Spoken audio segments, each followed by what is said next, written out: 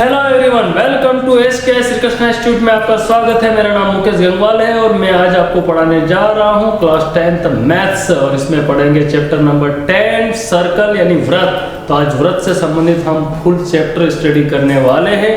तो आप pen copy तैयार कर लीजिए और मेरे साथ ही नोट्स बनाते रहिए और लास्ट तक वीडियो में बने रहिए, क्योंकि मैं लास्ट में आपको मोस्ट इंपोर्टेंट क्वेश्चन बताने वाला हूँ जो 2021 एग्जाम में आने वाले हैं और फिल इन द ब्लैंक्स वगैरह कंप्लीट स्टडी आज हम करने वाले हैं। कोई भी आपको प्रॉब्लम नहीं आएगी, आप बस लास्ट तक वीडियो में बने रहिए और नोट्स बनाते रहिए। Let's start chapter number 10। देख रहे हैं कि वृत्त हमने बना रखे हैं, है ना। तो वृत्त में क्या क्या होता है अब ये सीखेंगे, इसका साइन क्या होता है। देखिए वृत्त में सबसे पहले आपको बता देते हैं कि जो बीच में जो पॉइंट होता है ना, सभी इसमें जितने भी पॉइंट होते हैं सर्कल के ऊपर सब पॉइंट से मिलकर बना हुआ है। तो यहाँ पर इसको बोला जाता है सेंटर। क्या बोला जाता है? वृत्त का केंद्र बोला जाता है। और यहाँ से अगर एक लाइन खींच दी जाती है ये डिस्टेंस, तो ये कहलाती है इसकी रेडियस यानी त्रिज्या कहलाती है। ये बात आप ध्यान रखिए। तो सर्कल का साइन क्या होता है? सर्कल को जैसे ट्राइंगल को हम लिखते हैं तो क्या लिखते हैं? ट्राइंगल को हम ऐसा लिखते हैं, ट्राइंगल ABC, ठीक है ना। त्रिभुज को इस टाइप से इस साइन से दिखाया जाता है। तो सर्कल को कैसा दिखाया जाएगा?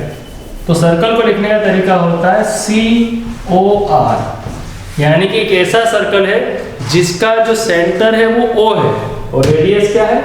R है। तो सर्कल का साइन याद रखिए, जब हम लिखेंगे कभी सर्कल के बारे में या सर्कल का साइन लिखना होगा तो हम लिखेंगे COR, क्योंकि वृत्त को इंग्लिश में बोला जाता है सर्कल, जिसका केंद्र O है, त्रिज्या R है, जिसका सेंटर O है और रेडियस R है। तो आप ये समझ गए होंगे। अब चलो इसमें समझाते हैं। यहाँ पर आपने देखा है कि ये रेडियस थी यानी त्रिज्या थी यहाँ से यहाँ तक की। अगर इधर वाली रेडियस को भी मैच कर दिया जाए, सपोज कर लेते हैं ये A है और ये पॉइंट B है, तो क्या बन गया? ये AOB कौन हुआ? ऑब्जेक्टिव पूछे जाते हैं वो भी क्लियर हो जाएगा, आपके ध्यान से समझिए यहाँ पर। तो ये जो दो रेडियस को यदि हमने मिला दिया तो ये बन गया डायमीटर। डायमीटर मतलब इसको बोलते हैं वृत्त का व्यास। क्या बोलेंगे? वृत्त का व्यास। वृत्त का व्यास यानी डायमीटर ऑफ अ सर्कल। अब डायमीटर ऑफ सर्कल कितना होता है? डायमीटर ऑफ सर्कल यदि बात करो तो वो 2r होता है। और यदि रेडियस की बात करते हैं हम तो रेडियस क्या होता है?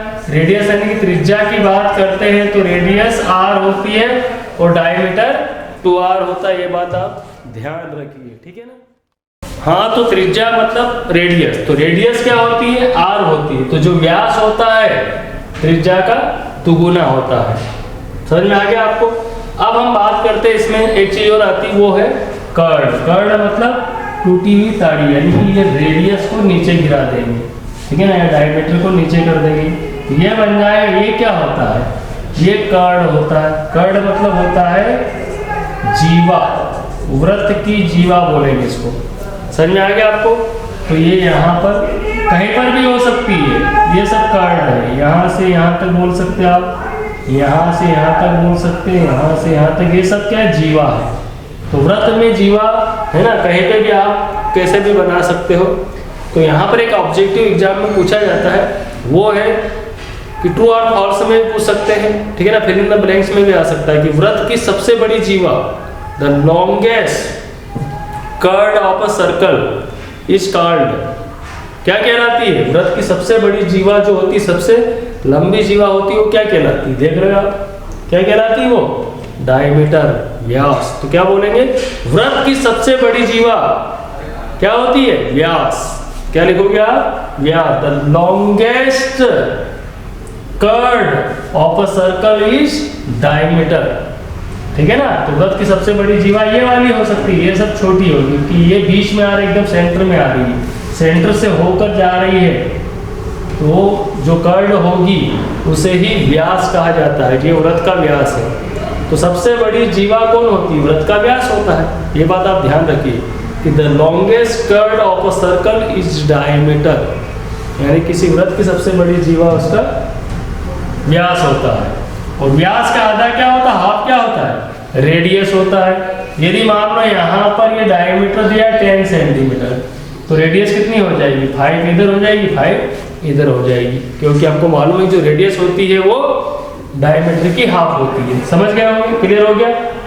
इसके बाद आगे बढ़ते हैं। यहाँ पर यदि मान लो एक लाइन ऐसे है, टच करते हुए निकल जाती है, यानी इसको टच करके जा रही है, स्पर्श करते हुए जा रही है, इसको क्या बोला जाता है? इसको बोला जाता है टेंजेंट। क्या बोला जाता है? और हिंदी में बोला जाता है इसको स्पर्श रेखा, क्योंकि ये स्पर्श करते हुए जा रही है, इसको बोला जाएगा स्पर्श रेखा। क्लियर हो रहा, समझ में आ रहा है आपको? टच करते हुए जा रही है, इसलिए इसको बोला है टेंजेंट। स्पर्श रेखा क्लियर हो गया। अब हम पढ़ने जा रहे हैं नेक्स्ट लाइन जो इसके अंदर से होकर निकल जाती है, इसको क्या बोला जाता है? मान लो सपोज कीजिए पॉइंट ए है और ये बी है, तो इसको बोला जाता है, मान लो तरबूज एक पड़ा और हमने उसमें सरिया मार दिया तो वो आर पार निकल गया उसके, तो इसको हम बोलेंगे कौन सी रेखा? सिकेंट, छेदक रेखा। इंटरसेक्टिंग लाइन में बोल सकते हो, या फिर बोलेंगे सिकेंट यानी कि छेदक रेखा बोला जाता है। छेदक रेखा मतलब दो पॉइंट्स पे छेद करते हुए निकल जाती है, तो इसको बोला जाता है छेदक रेखा। टच करके जाएगी तो टेंजेंट होगी और कहलाएगी हिंदी में स्पर्श रेखा। ठीक है ना। यदि मान लो कहीं पर भी एक लाइन दो पॉइंट्स को मिला रही है, सर्कल के दो पॉइंट्स को ज्वाइन कर रहे हैं जो उसके सर्कमफ्रेंस यानी परिधि के ऊपर है, तो उनको ज्वाइन करने वाली जो लाइन होगी, जो लाइन सेगमेंट होगा, उसको कर्ड यानी जीवा कहा जाता है। और ये रेडियस होती है, यदि दोनों तरफ इसको मैच कर दिया जाए तो ये बन जाएगा डायमीटर, यानी ये त्रिज्या होती है और ये हो गया इसका व्यास। और किसी वृत्त का व्यास उसकी सबसे बड़ी जीवा होती है। Diameter is a longest chord of a circle, ये बात आप ध्यान रखिए। अब हम बात करते हैं कि यहाँ पर सर्कल के ऊपर कितने पॉइंट होते हैं? इनफाइनाइट पॉइंट होते हैं, अनंत पॉइंट होते हैं, तो इस पर टेंजेंट कितनी खींची जा सकती है? कितनी खींची जा सकती है? इसको टच करती लाइनें कितनी खींची जा सकती है? इनफाइनाइट यानी कि अनंत हो सकती है। बात ये आप ध्यान रखिए, ये भी ऑब्जेक्टिव में पूछा जाता है। ठीक है ना। टच करते ही जाना चाहिए, टच करते हुए जाने वाली कितनी लाइन्स हम खींच सकते हैं? तो बोलेंगे अपरिमित रूप से अनंत, अपरिमित रूप से अनेक, मतलब कि अनंत यानी इनफाइनाइट लाइन्स हम खींच सकते हैं। ये पॉइंट पूछा जाता है। अब यहाँ पर इसमें सम किस टाइप के आएंगे ये देखिए। इसमें सम जो रहेंगे, सबसे पहले हो सकता है कि आपको वो कर्ड की बात कर दे या फिर टेंजेंट की बात करेगा कि टेंजेंट की लेंथ सपोज कीजिए 4 सेंटीमीटर है, रेडियस हमको फाइंड करना है और यहाँ से सेंटर से इसकी डिस्टेंस मान लो 5 है, तो हमसे वो पूछ सकता है कि बताइए कि रेडियस क्या होगी।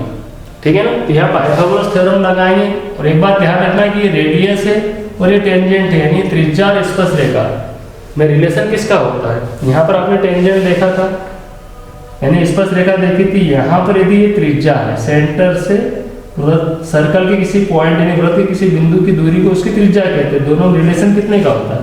ये बात ध्यान रखें, दोनों में 90 डिग्री का रिलेशन होता है। स्पर्श रेखा और त्रिज्या में संबंध परपेंडिकुलर यानी कि लंब होते हैं, दोनों एक दूसरे के क्या होते हैं? रेडियस और टेंजेंट दोनों एक दूसरे के परपेंडिकुलर यानी कि लंब होते हैं और दोनों में एंगल कितने डिग्री का होता है? 90 डिग्री का होता है। ये 90 डिग्री हो गई। अब यहाँ लगा देंगे पाइथागोरस थ्योरम और पाइथागोरस थ्योरम लगा के हम यहाँ की ये रेडियस फाइंड कर सकते हैं।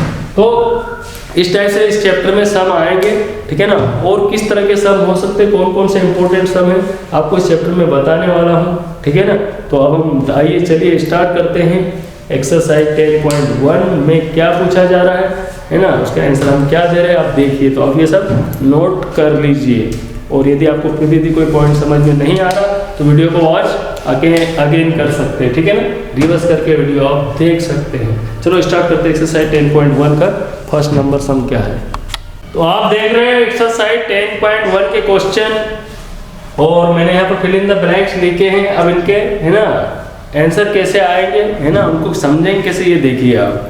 तो सबसे पहला क्वेश्चन है how many tangents can a circle have. एक सर्कल की कितनी स्पर्श रेखाएं हो सकती है ना। हिंदी में भी आप देख सकते हो बुक में एक्सरसाइज 10.1 देखिए, उसमें पूछा जा रहा है कि वृत्त की कितनी स्पर्श रेखाएं हो सकती है। How many tangents can a circle है, तो इसका आंसर होगा कि भाई ये हमने टेंजेंट खींची, यहाँ भी एक टेंजेंट, ये भी एक टेंजेंट खींच ली यहाँ पर, तो यहाँ पर कितनी टेंजेंट खींची जा सकती है बताइए?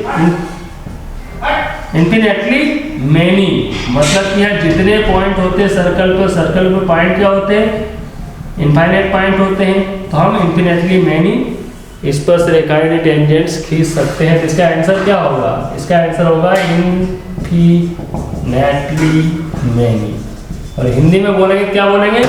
अपरिमित रूप से अनेक स्पर्श रेखाएं खींची जा सकती। क्या बोलेंगे? अपरिमित रूप से अनेक, इसका मतलब होता है अनंत। अगर एक वन वर्ड में रिप्लाई देना हो तो हम बोले किसी वृत्त से, है ना, वृत्त से कितनी स्पर्श, how many tangent can circle है, एक वृत्त की कितनी स्पर्श रेखाएं हो सकती है या होती है, तो क्या बोलोगे? अपरिमित रूप से अनंत, यानी इन्फिनेटली मैनी। और इसको बोलेंगे अनेक। इसका वन वर्ड में रिप्लाई क्या होगा? इनफाइनाइट, या फिर बोलेंगे अनंत। चलो, पहला आंसर आ चुका है कि वृत्त की हम कितनी स्पर्श रेखाएं खींच सकते हैं? अपरिमित रूप से अनेक, या फिर बोलेंगे अनंत। तो किसी वृत्त की स्पर्श रेखा उसे कितने बिंदु पर प्रतिच्छेद करती है? क्या है? A tangent to a circle intersecting 18, यानी कि जो टेंजेंट होती है सर्कल को कितने बिंदुओं पर इंटरसेक्ट करती है। मेरे हिसाब से इंटरसेक्ट यहाँ पर गलत वर्ड है, यहाँ पर बोलना चाहिए कितने बिंदुओं पर स्पर्श करती है। इंटरसेक्टिंग की प्रतिशत की बात नहीं करना है, स्पर्श करने की। तो बताइए कि टेंजेंट कितने पॉइंट पे टच करती है इसको, तो क्या लिखोगे? ओनली 1 पॉइंट पर, यानी कि वृत्त की स्पर्श रेखा उसे केवल एक बिंदु पर प्रतिच्छेद करती है, या फिर बोलेंगे एक बिंदु पर स्पर्श करती है। यदि कोई गाड़ी का पहिया भी यदि रोड पे खड़ा हुआ है तो केवल कितने पॉइंट पे टिका होता है? ओनली 1 पॉइंट पे टिका होता है, याद रखिए। तो क्या बोलेंगे? पहला फिल इन द ब्लैंक्स में क्या फिल करोगे आप? 1 पॉइंट पे। एक लाइन ऐसी है जो उसको दोनों पॉइंट पे इंटरसेक्ट करती है, दोनों बिंदुओं पर प्रतिच्छेद करती है। एक रेखा है जो किसी वृत्त को 2 बिंदुओं पर प्रतिच्छेद करती है, उसको क्या बोला जाता है? मैंने बताया आपको, इसको बोला जाता है छेदक रेखा। तो सेकंड वाले में लिखेंगे कि एक रेखा जो वृत्त को 2 बिंदुओं पर प्रतिच्छेद करती है उसको सिकेंड कहा जाता है। क्या बोला जाता है? छेदक रेखा।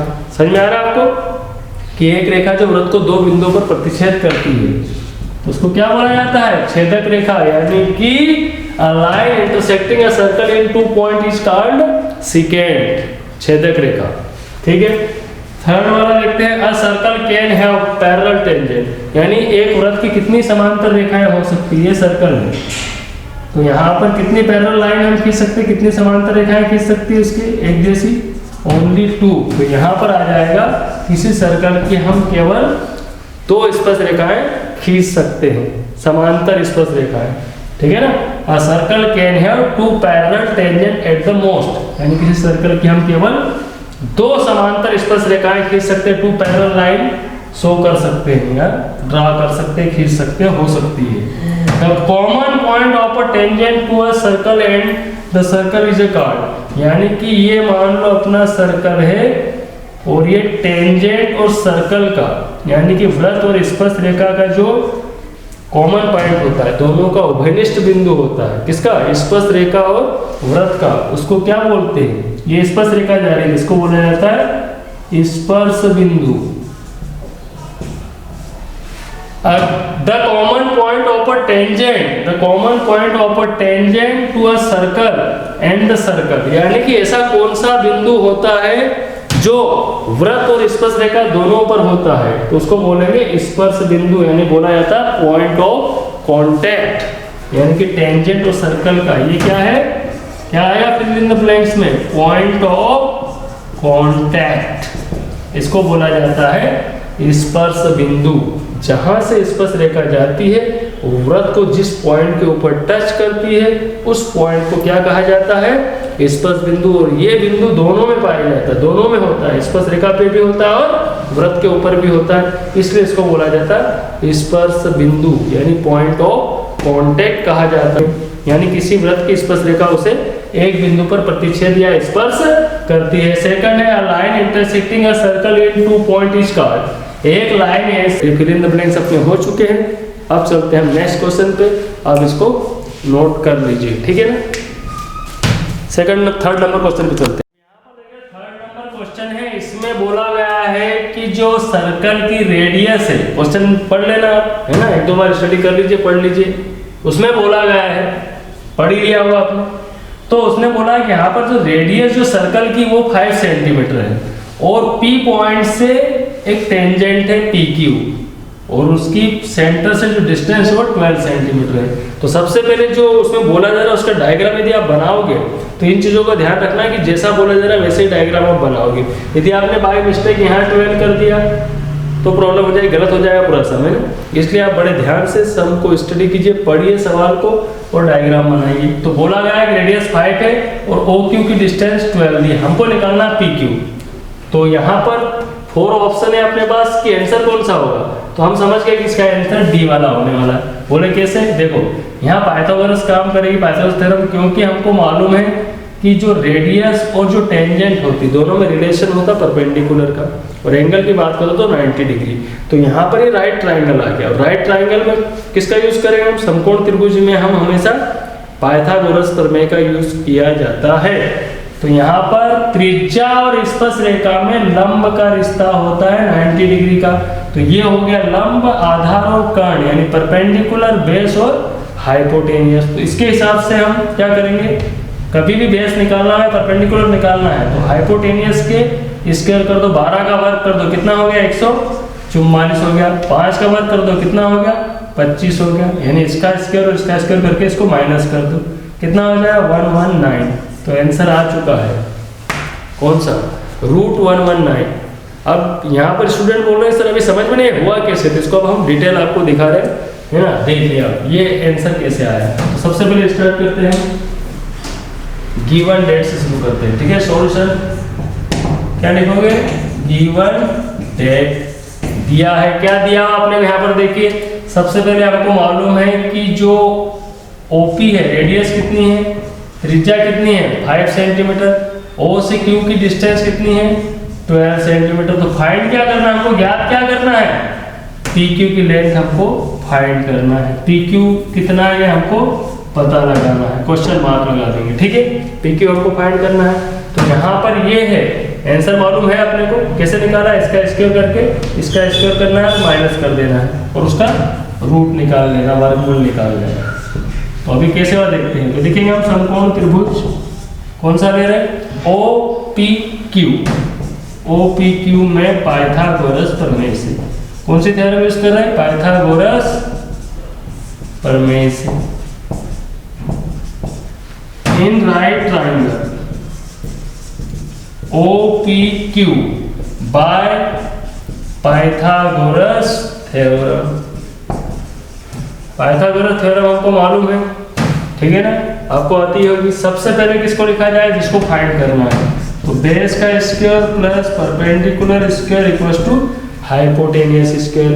आपको मालूम होगा, ये डायग्राम माइंड में रखिएगा, परपेंडिकुलर, बेस और ये हाइपोटेनियस, यानी हिंदी मीडियम के हिसाब से बोलेंगे लंब परपेंडिकुलर, आधार बेस और कर्ण को बोलते हैं हाइपोटेनियस। तो इनकी वैल्यू पुट कर देंगे, आंसर आने वाला। तो हम पहले इसकी वैल्यू पुट करेंगे बेस। यहाँ पर देखिए आधार कितना है, बेस कितना है, मान हो तो मान लिखो, मान नहीं हो तो संकेत। तो आधार का संकेत क्या है PQ। अच्छा ये बताओ परपेंडिकुलर कितना है, मान हो तो मान लिखो 5 है। हाइपोटेनियस कर्ण कितना है, लंब यहाँ पर कितना लगा 5, आधार नहीं है तो हमने लिख दिया PQ, और जो हाइपोटेनियस यानी कर्ण 12 है। चलो तो कितना हो गया, 5 का स्क्वायर कितना हो जाएगा 25, 12 का कितना होता 144। अब किसकी वैल्यू निकालना हमको, PQ की। तो साइड में है तो इसको धक्का मार दो, धक्का मारने से क्या होता है, साइन चेंज हो जाता है। अब बोले धक्का क्यों मारा यहाँ पर बताइए, PQ को अकेला करने के लिए हम कुछ भी कर सकते हैं। तो क्या आ गया 119। अब वर्ग है तो क्या बन जाएगा, वर्ग है तो रूट बन जाएगा, वर्ग है तो रूट बन जाओगे, डेट्स आंसर। तो हमारा कौन सा ऑप्शन सही आ चुका है, डी वाला ऑप्शन आ चुका। हमने पहले ही बता दिया था आंसर कि कभी भी आंसर निकालना पाइथागोरस थ्योरम का यूज करना है। अगर हमको कर्ण दिया है, लंब या आधार निकालना है तो इसका वर्ग करके इसका वर्ग को माइनस कर देना है और उसका वर्गमूल निकाल लेंगे, रूट निकाल लेंगे। तो I hope you are understanding, आपको समझ में आ रहा होगा। अब इसी टाइप का हम नेक्स्ट सम देखते हैं, वो कहाँ पर है, ठीक है ना, उसको हम सॉल्व करते हैं। तो अपने को डायग्राम भी काम आ जाएगा और ये थ्योरम भी काम आ जाएगी पाइथागोरस। तो चलते हैं नेक्स्ट सम की ओर, ठीक है, कौन सा सम है देखते हैं। अब हम देख रहे हैं सेम उसी टाइप का सम अपने को मिला है, एक एक्सरसाइज 10.2 का फर्स्ट नंबर सम, और ये मोस्ट इंपोर्टेंट सम है। आप ध्यान रखिए। इसके बाद एक और आपको मोस्ट इम्पोर्टेंट सम बताने वाला हूँ, और लास्ट में है ना, वीडियो के लास्ट में जो 2 सम आने वाले वे सबसे मोस्ट इम्पोर्टेंट सम है, हर स्टूडेंट को सम आना ही चाहिए। तो आप लास्ट तक वीडियो में बने रहिए, और ये सम भी मोस्ट में ही, इसलिए आप इसको ध्यान से समझिए कि कैसे होगा। तो यहाँ उन्होंने बोला है, क्वेश्चन आपने पढ़ ही लिया, क्वेश्चन में देखिए क्या बोला गया है कि यहाँ पर जो टेंजेंट की लेंथ है स्पर्शरेखा की लंबाई वो 24 सेंटीमीटर है, और उस पॉइंट क्यू की ओ से सेंटर से डिस्टेंस कितनी है 25 सेंटीमीटर है। हमको निकालना है रेडियस। तो हमारा डायलॉग क्या है, 2 भुजाएं हमको दे दो, तीसरी हमसे ले लो। यदि 2 साइड से हमारे पास है तो थर्ड साइड हम डायरेक्ट बता सकते हैं। बोले कैसे डायरेक्ट, पाइथागोरस थ्योरम हमारे पास है। तो देखो हमको बताना है रेडियस कितनी होगी, तो हम आंसर पहले पता लगा लेंगे। 25 का स्क्वायर आपको मालूम है कितना होता है 625, 24 का स्क्वायर 30 तक के स्क्वायर आप याद कर लीजिए है। 25 का स्क्वायर 625, 625, 24 का वर्ग कितना होता है 576, इसको माइनस कर दो, माइनस करने पर कितना आएगा 49, इसका रूट निकाल लो 7। कौन सा ऑप्शन है, ए वाला ऑप्शन अपना आ चुका है। आंसर हमने पता लगा लिया। फिर भी ये सब यदि 4 और 5 मार्क में आता है या 4 मार्क में आता है तो आप कैसे करोगे ये भी आपको दिखाना जरूरी है, कि कोई जरूरी नहीं कि ऑब्जेक्टिव में आए, ठीक है ना। तो आपको पूरे इसको सिस्टमेटिक लिखते आना चाहिए, कि आपको बताना पड़ेगा कि 7 कैसा है। यदि ऑब्जेक्टिव में आया हो तो आप डायरेक्ट कर सकते हो, हाइपोटेनियस के स्क्वायर में से बेस के स्क्वायर को माइनस कर देना है और उसका रूट निकाल लेना है। क्या बोलेंगे, कर्ण के वर्ग में से आधार के वर्ग को माइनस कर देना है, और जो भी नंबर आता है उसका रूट निकाल लेना है। ये बात आप ध्यान रखना।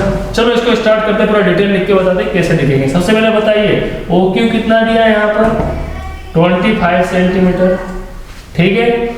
और यहाँ पर पी क्यू दिया है, लेंथ ऑफ टेंजेंट स्पर्शरेखा की लंबाई हमको दी गई 24 सेंटीमीटर। बचा कौन, ओपी। ओपी क्या है, रेडियस, ये त्रिज्या हमको ज्ञात करना है, ठीक है ना। तो अब कैसे होगा देखिए, जिसको फाइंड करना है उसको पहले लिखो। किसको फाइंड करना है, परपेंडिकुलर को, लंब का वर्ग, आधार का वर्ग और कर्ण का वर्ग। Perpendicular, base and hypotenuse. Perpendicular कितना है, मान हो तो मान लिखो, मान नहीं हो तो संकेत, वो है ओपी। बेस कितना है 24 और हाइपोटेनियस कितना है 25 है। तो यहाँ पर 24 का वर्ग कितना होता है 576, 25 का कितना होता है इसका 625। साइड में है तो क्या करेंगे, धक्का मार दो। धक्का क्यों मार रहे हो, ओपी को अकेला करने के लिए हम कुछ भी कर सकते हैं। तो धक्का मारने से क्या होता है, इंसर्ट हो जाती है, मतलब साइन चेंज हो जाता है। माइनस करने पर कितना आ गया 49। अब स्क्वायर है तो क्या बन जाएगा, स्क्वायर है तो हो जाएगा रूट, ये रूट 49। अब ओपी कौन है, ओपी रेडियस है 7 centimetre, option number A. Answer हमने पहले ही निकाल लिया था, आंसर फिर भी वही आया है। इस प्रकार आपने देखा कि पाइथागोरस थ्योरम से हमने इजीली फाइंड कर लिया। वैसे ये सब 7th स्टैंडर्ड के 7th क्लास में आपने इसे सम सॉल्व किए होंगे, तो बहुत इजी सम है।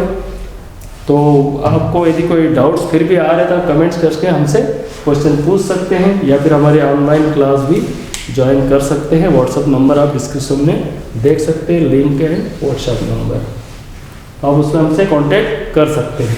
चलो और देखते हैं कि नेक्स्ट इसमें का सम है ना, जिसमें टेंजेंट हो, रेडियस हो, ऐसा सम और कौन सा है, आगे चलते हैं। हम यहाँ देख रहे हैं एक्सरसाइज 10.2 का क्वेश्चन नंबर 6। अभी हम डायरेक्ट क्वेश्चन नंबर 6 पे क्यों आ गए, आपको मालूम होगा कि यहाँ पर ये जो क्वेश्चन चल रहा है, जैसे एक्सरसाइज 10.1 का कौन सा पढ़ रहे हैं हम, सबसे पहले हमने थर्ड वाला पढ़ा था, फिर इसके बाद एक्सरसाइज 10.2 का फर्स्ट वाला, और अब हम पढ़ रहे हैं 6 वाला। ये सब एक साथ इसलिए करें कि सभी सब एक ही प्रकार के डायग्राम सेम चलता है, तो आपको प्रैक्टिस आसानी से समझा सके, आपको प्रैक्टिस हो जाए, इसलिए हम ये स्टार्ट कर रहे हैं, ठीक है ना। तो ये सब बता रहे, वेरी मोस्ट इंपोर्टेंट सम आपको बता ही चुका हूँ, और लास्ट में आपको 2 ऑलरेडी मोस्ट इंपोर्टेंट सम आपको शो करेंगे, ठीक है ना। वैसे पहले बता चुका हूँ आप लोगों को, फिर भी एक बार और लास्ट में आपको दिखाएंगे।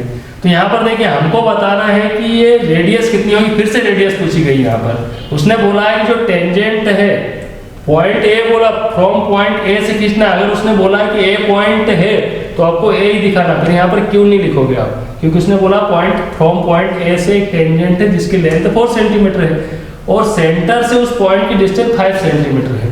तो तो हमको पता लगाना है कि रेडियस कितनी होगी, तो रेडियस तो हम डायरेक्टली बता सकते हैं।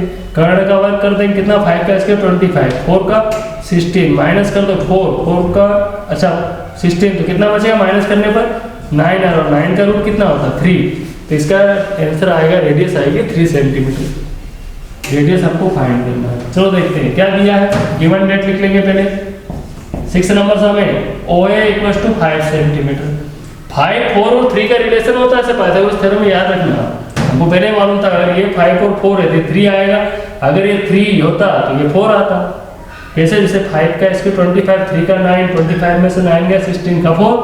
फिर मेरी समझ में नहीं आ रहा, डिटेल देखिए आप। OA कितना है 5, AP कितना है यहाँ पर 4 सेंटीमीटर, बचा कौन OP। यहाँ पर OP हमको फाइंड करना है, तो जिसको फाइंड करना है उसको पहले लिखेंगे, perpendicular base and hypotenuse. Perpendicular कितना है OP, मान हो तो मान लिखो, मान नहीं हो तो संकेत। हाइपोटेन्यूज 5 है। 4 का स्केल कितना होता है 16, 5 का 25, साइड में है तो धक्का मार दो, धक्का मारने से इंसर्ट हो जाती है, साइन चेंज हो जाता है। कितना बच गया, माइनस करो यहाँ पर 9। अब स्केल है तो क्या बन जाएगा रूट, और 9 का रूट आप जानते होंगे कितने सेंटीमीटर होता है 3 सेंटीमीटर। That's answer. अच्छा OP कौन है, रेडियस है, दैट्स आंसर। तो radius of a circle is 3 centimetre. तो वृत्त की त्रिज्या कितनी आ गई 3 सेंटीमीटर होगी यहाँ पर। ठीक है, अब हम सम देखते हैं कि 10.1 में कौन सा सम छूट गया था, उसको सॉल्व करते हैं, फिर वापस एक्सरसाइज 10.2 के सम नंबर 2 में हम चलते हैं। ठीक है ना, तो आप ये नोट कर लीजिए। यहाँ पर हम देख रहे हैं क्वेश्चन नंबर 4 एक्सरसाइज 10.1 का सम देख रहे हैं, आप पढ़ लीजिए उसको। यहाँ पर एक लाइन खींचना है, सबसे पहले क्या खींचना है एक लाइन, तो ये लाइन खींच लिया हमने। ठीक है, ड्रॉ कर ली लाइन। ठीक है, और ये तो सर्कल है, इसे अपने सर्कल हमने ड्रॉ कर लिया है। अब यहाँ पर ये सेंटर है और इसको नाम देते हैं हम L। ठीक है, एक लाइन हमारे पास कौन सी है L है। अब उसने बोला है कि एक यहाँ पर टेंजेंट खींचना है और एक सेकेंड खींचना है, और वो इसके पैरेलल होना चाहिए, इसके समांतर होना चाहिए, इसी लाइन खींचना है। तो यहाँ पर ये है अपना कौन सा है छेदक रेखा, क्या बोलेंगे इसको सेकेंड, यानी कि छेदक रेखा। ठीक है, समझ में आ गया आपको क्या बोला जाता है इसको सेकेंड। और उसने बोला इसी के पैरेलल, इसी के समांतर, इसके जैसी ही एक और खींचना है, उसको बोलना है टेंजेंट, जो टच करते हुए जाती है और दोनों तीनों आपस में कैसी होना चाहिए पैरेलल। तो इसको हम बोलेंगे क्या बोलेंगे स्पर्श रेखा, क्या बोलेंगे टेंजेंट। ये हमने क्या खींच ली है टेंजेंट। समझ में आ रहा आपको, इसको लाइन है, फिर सेकेंड है और फिर टेंजेंट है। इसको नाम देते हैं L, इसका नाम हो गया नेम कर दिया M, और ये हो गया N। ये सभी आपस में कैसे हैं L, M and N, these are parallel to each other। ये जो 3 लाइन्स है एक दूसरे के पैरेलल है, पर ये लाइन है सिंपल लाइन, ये सर्कल है जिसका सेंटर वो है। ये जो लाइन हमने खींची ये क्या है सेकेंड है, क्योंकि 2 जगह से क्रॉस होते हुए बाहर निकल गई, प्रतिच्छेद करते हुए निकल गई, इसको बोलेंगे छेदक रेखा, छेद करते हुए निकल गई, तरबूज में सरिया फंसा दिया हमने। और ये है टच करते हुए रखी गई, इसको बोलेंगे टेंजेंट, यानी क्या बोला जाएगा इसको स्पर्श रेखा। तो क्वेश्चन नंबर 4 के लिए आप ये डायग्राम ड्रा कर दोगे तो ये आंसर हो चुका है। ठीक है ना, अब हम चलते हैं एक्सरसाइज 10.2 के क्वेश्चन नंबर 2 के ऊपर कि वो क्या है देखते हैं। यहाँ एक्सरसाइज 10.2 का सेकंड नंबर समय, यहाँ पर आपको दिया जा रहा है कि PT और QT दो क्या है, ये टेंजेंट है, स्पर्श रेखा है, और ये POQ एंगल दिया 110 डिग्री। आपसे पूछा जा रहा है, क्वेश्चन देख लिया आपने, पढ़ लो उसको, उसमें पूछा जा रहा है कि आपको ये एंगल दिखाना है। कौन सा एंगल होता ना PTQ एंगल कितना होगा, तो हमको मालूम पड़ चुका है कि एंगल कितना होगा। बोले कैसे, आंसर देख लिया, आंसर नहीं देखा, हमको मालूम पड़ चुका है कैसे। देखो यहाँ पर ये जो है टेंजेंट स्पर्श रेखा है और ये है त्रिज्या यानी कि रेडियस है। टेंजेंट और रेडियस में रिलेशन कितने का होता है परपेंडिकुलर का, कितने डिग्री का होता है 90 डिग्री का होता है। तो ये एंगल अपना हो गया 90 डिग्री, ये हो गया 90 डिग्री, क्योंकि स्पर्श रेखा और त्रिज्या में संबंध होता है 90 डिग्री का। एंगल एनीवे क्या होता है, एक दूसरे पे लंब होते हैं, एक दूसरे पे परपेंडिकुलर होते हैं, दोनों के बीच में 90 डिग्री एंगल होता है। तो ये हो गया 110, ये 90, ये 90, टोटल कितने हो गए देख लो सभी 0, 18 कितने हो गए 1090 है ना, इधर हो गया 290। तो यहाँ पर तीनों जो एंगल है 290 के, टोटल 4 एंगल क्वाड्रिलेटरल के चतुर्भुज के चारों कोण कितने का होते हैं 360 के होते हैं। 360 में से 290 को माइनस कर देंगे, कितना बच गया 70 डिग्री। तो आंसर हमारा आ चुका है 70 डिग्री। फिर भी बच्चा समझ नहीं पाया है तो उसको डिटेल लिख के हम समझाते हैं कि ये कैसे होगा। देखो सबसे पहले यहाँ पर आइए क्वाड्रिलेटरल में चलते हैं अपन। कौन सा क्वाड्रिलेटरल लेंगे, यहाँ शुरू करते हैं OPTQ। OPTQ में इन क्वाड्रिलेटरल OPTQ जो 4 एंगल होते हैं उनका सम कितना होता है ये बताइए मेरे को। जो 4 एंगल क्वाड्रिलेटरल चतुर्भुज के चारों कोण जो होते हैं वो कितने डिग्री के होते हैं, वो होते हैं 360 डिग्री के होते हैं। अब यहाँ P एंगल कितने का हो गया अपना 90 डिग्री का, Q एंगल कितने का हो गया 90 डिग्री का, O एंगल 110 का हो गया और T एंगल हमको पता लगाना है। ये हो गया टोटल कितने हो गए तीनों 290 प्लस T इक्वल्स टू 360, ठीक है ना। अब प्लस वाला 290 उधर जाएगा, कितना हो जाएगा 360 माइनस 290। अब एंगल T का पूरा नाम क्या, किसी भी एंगल को है ना फुल फॉर्म में पूरा नाम लिखना हो तो कैसे लिखा जाता है, या तो लिखेंगे हम PTQ, एंगल कौन सा है T तो उसको बीच में रखना है PTQ, या फिर बोल सकते हैं हम QTP। तो क्या बोलना ठीक रहेगा PTQ, क्योंकि उसने यही पूछा हमसे। माइनस कर दो कितने डिग्री आ गया 70 डिग्री। तो आंसर कौन सा हो गया अपना बी वाला आंसर आ गया। बी वाला ऑप्शन हमारा आंसर है, ठीक है ना। 70 डिग्री आ चुका, हमने तो पहले ही चेक कर लेते। यहाँ पर तीनों जो है ना पता लगा लेते कि एंगल 70 डिग्री आने वाला। कैसे 110 दिया था 90 हो गया, कितना हो गया 290। अब 360 में से 290 को माइनस कर दो तो 70 आ गया था। फिर भी हमने डिटेल यहाँ करके दिखा दिया। अब यहाँ पर स्टूडेंट पूछता सर 90 क्यों हुआ, तो हम यहाँ बोल सकते हैं, क्या बोल सकते हैं कि जो OP है वो परपेंडिकुलर है इसके ऊपर PT के ऊपर, समझ में आया। तो यहाँ पर हो जाएगा एंगल P 90 डिग्री। ऐसे हम बोलेंगे OQ परपेंडिकुलर किसके ऊपर है PQ, तो वो भी 90 होगा, क्योंकि स्पर्श रेखा और त्रिज्या में रिलेशन कितने का होता है 90 डिग्री का होता है। तो हमने पता लगा लिया चतुर्भुज के चारों कोणों का योग 360 होता है। 3 कोण हमको दिए हैं, चौथा हमने निकाल लिया है, ठीक है ना। तो इस तरह देखा आपने, बहुत बढ़िया सम रहा है। अब देखते हैं कि थर्ड नंबर सम कैसे होगा, ठीक है। Let's go. एक्सरसाइज 10.2 का क्वेश्चन नंबर 3 देख रहे हैं आप। यहाँ पर हमने डायग्राम बना रखा जैसे उसने बोला है। यहाँ पर PA और PB क्या है, 2 टेंजेंट्स है जो इंक्लाइनेड टू ईच अदर 80 डिग्री, जो एक दूसरे के साथ 80 डिग्री कोण पर झुकी हुई है। तो यहाँ पर हमको फाइंड करना कौन सा कोण, ये वाला एंगल POA, यानी ये एंगल हमको दिखाना है ये कितना होगा। तो हमने बोला ये तो हम डायरेक्ट देख कर बता सकते, बिना सॉल्व किए आप बता सकते कि एंगल कितने डिग्री होगा। कैसे देखिए, यहाँ पर ये त्रिज्या और स्पर्श रेखा रिलेशन कितने डिग्री का होगा 90 डिग्री का। ये भी ये त्रिज्या और ये स्पर्श रेखा है, रेडियस और टेंजेंट रिलेशन कितने का होगा 90 का होगा। टोटल कितने हो गए ऐड कर लीजिए इनको, 90 90 एंड 80 कितना हो गया 260। इन सबको प्लस कर लिया। तो यहाँ पर क्वाड्रिलेटरल चतुर्भुज के जो 3 कोण है 3 एंगल है वो 260 यानी 260 डिग्री के हुए। तो जो 4th एंगल कौन सा बच गया, ये वाला AOB, यानी A एंगल कितने का होगा 360।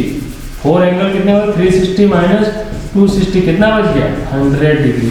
तो ये एंगल हमने निकाल लिया, ये 100 होगा, है ना, ये वाला एंगल, क्योंकि ये 90 है, ये 90 और ये पूरा जो है 80 डिग्री, क्योंकि दोनों स्पर्श रेखाएं 80 डिग्री कोण पे झुकी हुई है। कहाँ से निकल रही स्पर्श रेखाएं P से, PA एंड PB 80 डिग्री पे। ये 80, ये 90, ये 90 कितना हो गया 260। अब चारों एंगल जो होते हैं चतुर्भुज के 360 के होते हैं, क्वाड्रिलेटरल के जो 4 एंगल होते हैं 360 के होते हैं। 360 में से 260 को माइनस कर दो, ये 100 आ गया। अब अगर ये पूरा 100 है तो इसका हाफ कितना होगा 50। तो हमारा ऑप्शन कौन सा आने वाला है 50 आंसर आने वाला है, क्योंकि हमको इसका हाफ करना है पूरे एंगल का। ये अगर 100 है पूरा, तो ये वाला एंगल POA, ये जो कोण होगा POA, ये 50 डिग्री आने वाला है, ठीक है। देखते हैं कैसे आ रहा 50 डिग्री के। सबसे पहले हम क्वाड्रिलेटरल लिखेंगे। यहाँ पर क्वाड्रिलेटरल कौन सा ले रहे हैं OAPB में, यानी कि इन क्वाड्रिलेटरल OAPB। पहला एंगल A लेते हैं, दूसरा B ले लेते हैं, थर्ड एंगल P ले लेते हैं और फोर्थ एंगल ओ लेते हैं। फोर एंगल जो चारों कोण होते हैं कितने के होते हैं? 360 डिग्री के होते हैं। ए एंगल कितने का? 90 का। बी एंगल कितने का? 90 का। पी एंगल गिवन है हमको 80 का, ठीक है ना। ओ एंगल का पूरा नाम क्या है? AOB है 360, इसका नाम है AOB। अब ये टोटल कितने हो गए? 260 के हो गए। AOB = 360, तो ये प्लस वाला 260 उधर जाएगा तो कितना हो जाएगा? माइनस का हो जाएगा। माइनस कर देंगे तो कितना हो गया? AOB = हो गया 100 डिग्री। अब यहाँ पर जो एंगल है कौन सा? ये एंगल कौन सा फाइंड करना हमको? POA। तो क्या होगा? एंगल POA = हाफ AOB, और ये AOB जो है 100 और 100 का हाफ कर देंगे 50 डिग्री। तो 50 डिग्री ऑप्शन हमारा कौन सा आ चुका है? ए ऑप्शन, क्योंकि ये जो एंगल होगा इसका हाफ होगा। तो एंगल POA आ चुका हमारे पास, जो कि AOB का हाफ है। तो POA कितने डिग्री आ चुका है? 50 डिग्री। एंगल ऑप्शन ए आ चुका है, यहाँ पर आपने देखा है, ठीक है ना, 50 डिग्री आया। परंतु यहाँ पर ये पूछा जा रहा है कि ये जो एंगल POA है ये AOB का हाफ होगा, ये कैसे मालूम पड़ा है? तो हमने ये वाला डायग्राम से हमको मालूम है कि इक्वल डिस्टेंस पर अगर ये है ये पॉइंट, तो ये दोनों भी एंगल इक्वल हो जाएंगे। परंतु इसको शो करना पड़ेगा कि जो POA एंगल होगा वो AOB का हाफ होगा। तो इसके लिए आप थोड़ा ऐसी स्टेप बना सकते हैं। ये ट्राइंगल ले लेंगे, सबसे पहले ट्राइंगल कौन सा लेंगे? OAP। कौन सा लेंगे? OAP। और दूसरा ट्राइंगल कौन सा लेंगे? OBP।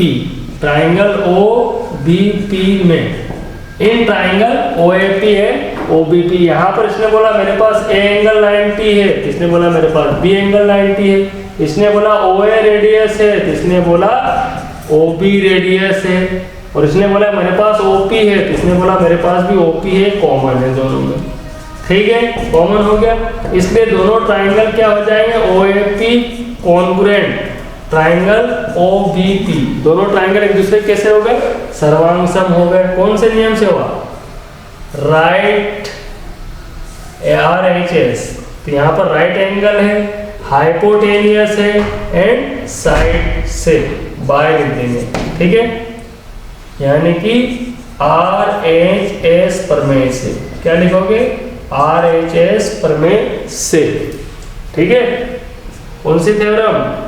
RHS का मतलब था समकोण भुजा कर्ण प्रमेय से। क्या बोलेंगे?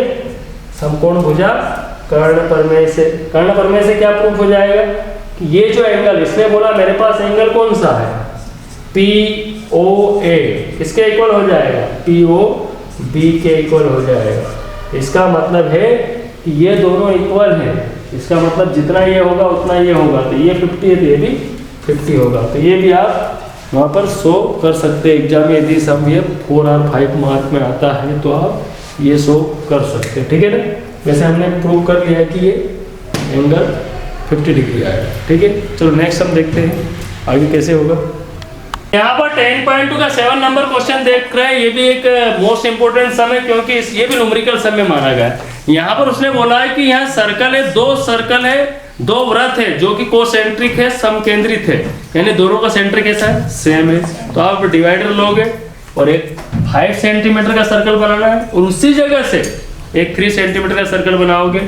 अब उसने बोला क्या आगे? सम आपने पढ़ा ही है, ठीक है ना। सम देख रहे हो आप, पढ़ो उसको 1 टाइम 2 टाइम 3 टाइम 2 बार 3 बार, जब तक समझ में नहीं आपको पढ़ना है। उसने बोला है कि एक कर्ण है, एक जीवा है जो कहां से जा रही? बड़े सर्कल की जीवा है, बड़े वृत्त की जीवा है जो छोटे सर्कल को टच कर रही है, ठीक है ना। तो बड़ा सर्कल कितने का था अपना बताइए? 5 सेंटीमीटर। तो ये जो यहाँ से यहाँ तक की डिस्टेंस है ये हो गई अपनी 5 सेंटीमीटर, ठीक है। समझ में आ रहा है आपको? इसकी रेडियस 5 सेंटीमीटर है, और जो छोटा सर्कल है उसकी रेडियस कितनी है बताइए? 3 सेंटीमीटर है। कहाँ से? यहाँ से यहाँ तक की डिस्टेंस याद रखना आपको, और यहाँ से लगा के यहाँ तक की डिस्टेंस कितनी हो गई है? 5 हो गई। ये बात ध्यान रखना। छोटे सर्कल की जो रेडियस है 3 है, मतलब ये इतनी दूरी, और यहाँ तक की जो डिस्टेंस है कितनी है? 5 है। तो आप बताइए, उसने बोला कि लेंथ ऑफ कर्ड बताइए, जीवा की लंबाई बताइए। हमको तो मालूम है जीवा की लंबाई, मालूम पड़ चुकी। बोले कहाँ मालूम पड़ी? हमको तो दिखाई दे रही। अरे है, कैसे? देखो 5 का स्क्वायर कितना होता है? आंसर तो अभी बता दूंगा मैं। देखो 5 का स्क्वायर कर दो 25, 3 का स्क्वायर 9, माइनस करो 16 और 16 का 4, तो ये डिस्टेंस 4 है तो 4 का डबल कर दो, तो आंसर हमारे पास आ गया 8 सेंटीमीटर आएगा। तो सम करने से पहले हमको मालूम पड़ चुका है यहाँ पर देखने से कि ये जो जीवा की लंबाई है, लेंथ ऑफ द कर्ड है, वो कितनी हो गई? 8 सेंटीमीटर, क्योंकि हमको मालूम है 3, 5 और 4 में रिलेशन होता है। अगर यहाँ पर ये 5 है 3 है तो ये 4 होगा, अगर ये 4 और ये 5 है तो 3 होगा। ये 7th क्लास से हम स्टडी करते आ रहे हैं। चलो देखते हैं कैसे होता है। आपको मालूम है कितना आने वाला है आंसर? मालूम है ना? 4, 4, 8 हो जाएगा। ठीक है ना? तो शुरू करते हैं। यहाँ 2 समकेंद्रित वो सेंट्री है ना, समकेंद्रित तब बोला ना, देखो जरा यहाँ 2 समकेंद्री है ना वृत्त दर्शाए गए हैं, here 2 concentric circles are show दिखाया गया है यहाँ पर। बाकी इसको हम नाम दे देते हैं, इसको नाम देते हैं हम A और ये हो गया B, इसको दे देते हैं M और O तो है ही से अपने पास। ठीक है, अब ध्यान दीजिए यहाँ पर कौन सा राइट ट्रायंगल लेंगे। देखो जो रेडियस होती है ना, ये टेंजेंट भी बन गई एक तरह से। उसने बोला है टेंजेंट है स्पर्श करते जा रही, तो जो त्रिज्या होती है स्पर्श रेखा पर क्या होती है?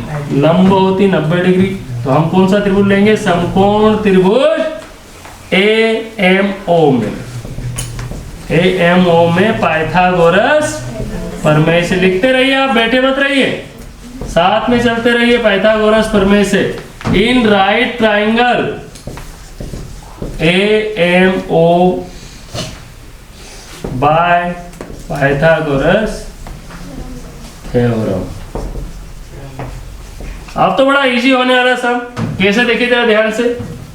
क्या लिखेंगे फार्मूला? जिसको फाइंड करना है उसको पहले, तो पहले हमको फाइंड करना है, ज्ञात करना बेस आधार, तो P और B को पहले लिखेंगे, या बेस को पहले लिख लो, जिसको फाइंड करना है उसको पहले लिख लो, तो जो गिवन है उसको बाद में।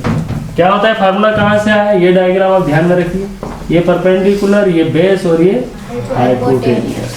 लंब, आधार और कर्ण, परपेंडिकुलर, बेस एंड हाइपोटेन्यूस। अच्छा बताओ बेस कितना है बताइए यहाँ पर। मान हो तो मान लिखो, मान नहीं हो तो संकेत। परपेंडिकुलर कितना है? 3 और हाइपोटेन्यूस 5 है। इसके बाद 3 का स्क्वायर कितना होता है बताइए? 9, 5 का 25 साइड में है तो धक्का मारो। बोले क्यों धक्का क्यों मार रहे हैं? एम को फाइंड करने के लिए हम कुछ भी कर सकते हैं। कितना बच गया यहाँ पर? 16। वर्ग है तो, और 16 का रूट कितना होता बताइए? तो हमको मालूम पड़ गया है कि जो एम है वो 4 सेंटीमीटर है। ये डिस्टेंस हमको मालूम पड़ गई, कितनी आ गई है? 4। तो ये भी कितनी है? 4। 4 8 आंसर आने वाला। लिखेंगे कैसे देखना। अब यहाँ पर हम बताएंगे कि जो OM है परपेंडिकुलर है किसके ऊपर? AB के ऊपर। इसका मतलब जो AM दूरी है, केंद्र से डाला गया लंब जीवा को समद्विभाजित करता है, जीवा को 2 भागों में बांटता है। ठीक है ना? क्या बोलेंगे? यदि परपेंडिकुलर है, क्या बोला है नियम? केंद्र से जीवा पर डाला गया लंब जीवा को समद्विभाजित करता है। The perpendicular drawn from the centre to a chord bisect the chord. इस बातों को मैंने शब्दों में न लिखते हुए सिंबल संकेत में बताया है। कैसे? OM कर्ड के ऊपर परपेंडिकुलर है OM, तो इसको 2 भागों में बांट देगा। इसका मतलब है हम जीवा की लंबाई दे सकते हैं। अतः जीवा की लंबाई क्या बोले इंग्लिश में? क्या पूछा उसने हमसे? The length of the chord. Chord का नाम क्या है? CHORD, cord. AB क्या नाम देंगे हम? AB क्या हो जाएगा? AM का डबल कर दो। AM कितना है अपने पास? 4 2 जा 8 सेंटीमीटर। इस प्रकार हमने पहले आंसर तो पता लगा ही लिया था कि अगर 3 और 5 है तो 4 आएगा, और 4 का डबल कितना हो जाएगा? 8 हो जाएगा। तो लेंथ ऑफ द कर्ड यानी जीवा की लंबाई कितनी आ गई? 8 आ गई। इस तरह से आप सम इजीली कर सकते हैं। ये भी एक मोस्ट आईएमपी सम माना जाए। हर 10th वाले स्टूडेंट को ये सम आना ही चाहिए। पहले आप स्टार्टिंग करना सीखिए, पहले बैठ कर डायग्राम बनाने की प्रैक्टिस कीजिए। और यहाँ से तो इजी है क्योंकि पाइथागोरस थ्योरम चैप्टर 8 में भी पढ़ चुके हैं, ठीक है ना। और 7 से ये स्टडी कर रहे हैं। बस कई बच्चे हिंदी मीडियम वाले जानते नहीं कौन क्या होता है। याद रखना, लंब, आधार, कर्ण, परपेंडिकुलर, बेस, हाइपोटेनियस। 2 मान हमको दो, तीसरा मान हमसे पॉकेट में ले लो। तो हमने करा क्या, 3 और 4 से 5 से 4 निकाल लिया, 4 का डबल कर दिया, ठीक है ना। डायरेक्ट में ये कर सकते थे हम, पर फिर भी हम सोच रहे हैं पूरी स्टेप शो करके आगे बढ़े डायरेक्ट शॉर्टकट के बजाय, ठीक है ना। तो आप ये नोट करते रहिए और है ना नोट्स बनाते रहिए मेरे साथ ही। आपके परफेक्ट पूरे नंबर आने वाले 10 चैप्टर से एग्जाम में, ये बात पक्की है। चलो नेक्स्ट हम देखते हैं। हम क्वेश्चन नंबर 8 आप देख रहे हैं यहाँ पर एक वृत्त के आसपास परिगत है ना, क्या बना हुआ, चतुर्भुज ABCD है, ठीक है।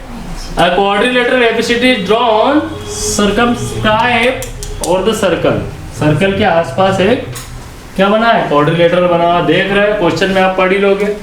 तो यहाँ पर हमको प्रूव करना है कि AB प्लस CD कहाँ है, देखिए जरा, AB प्लस CD और AD प्लस BC ये दोनों आपस में कैसे हैं, इक्वल, ये दिखाना है हमको, ठीक है ना। तो यहाँ पर कैसे हुआ, देखिए एक यहाँ पर आपको थ्योरम मालूम होना चाहिए किसी भी एक्सटर्नल पॉइंट से। देखो जैसे ये एक सर्कल है, ठीक है, सर्कल बनाया हमने और ये एक्सटर्नल पॉइंट मान लो A है। यहाँ से 2 टेंजेंट खींचते हैं तो दोनों की लेंथ कैसी होगी बेटा, the length of 2 tangents drawn from an external point to a circle are equal. यानी किसी बाह्य बिंदु से वृत्त पर खींची गई 2 स्पर्श रेखाओं की लंबाइयां कैसी होती है, बराबर होती है ना। समझ में आ गया आपको। ये चाहो तो स्टेटमेंट में आप यहाँ लिख सकते हो। तो हम लिखेंगे पहले प्रूफ मतलब क्या होता है, प्रमाण। वैसे क्या लिखते हैं जनरल हिंदी मीडियम वाले, उपपत्ति, और वो नहीं लिखते, हम प्रूफ प्रमाण लिखेंगे। चलो सबसे पहले बताइए, ध्यान से बताना, सोच समझ के हो। ए से कितनी स्पर्श रेखाएं निकल रही, कितनी टेंजेंट निकल रही, AP और AS। किसी बाह्य बिंदु से क्या लिखेंगे, किसी बाह्य बिंदु से वृत्त पर खींची गई स्पर्श रेखाओं की लंबाइयां कैसी होती है, लंबाइयां बराबर होती है। क्या बोलना है, बराबर होती है, ठीक है ना। क्या बोलेंगे, द टेंजेंट्स, 2 टेंजेंट बोल, the tangent drawn from an, क्या बोलेंगे, from an external point to a circle are equal length.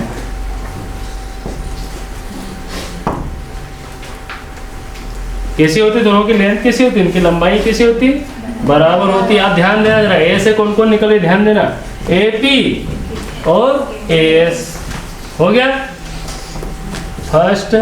इसी प्रकार इधर B से देखो, AP से कौन जुड़ेगा, BP, तो पहले इसको लिखना, B से 2 निकल रही, कौन कौन निकल रही, BP और BQ। ये इसको इधर ही रखना, नहीं तो अगर मान लो आपने BQ इधर कर दिया, BP इधर कर दिया, गलत हो जाएगा। देखो जरा ध्यान से, AP इक्वल्स टू AS। अब AP से कौन जुड़ेगा, BP, तभी तो अपना AB आएगा ना।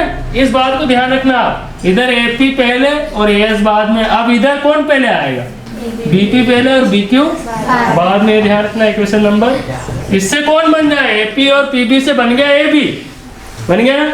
अब इधर चलते हैं, तो अब यहाँ बताओ जरा किसको जोड़ना। आप यदि हम मान लो CQ पहले लेते हैं और CR बाद में लेंगे, ठीक है, CQ, पर CQ तो इधर BQ से जुड़ेगा ना, तो पहले CR लेना पड़ेगा। क्या लेना पड़ेगा, CR, और इधर लेंगे अपन CQ, इक्वेशन नंबर 3। तो ये इससे जुड़ जाएगा ना।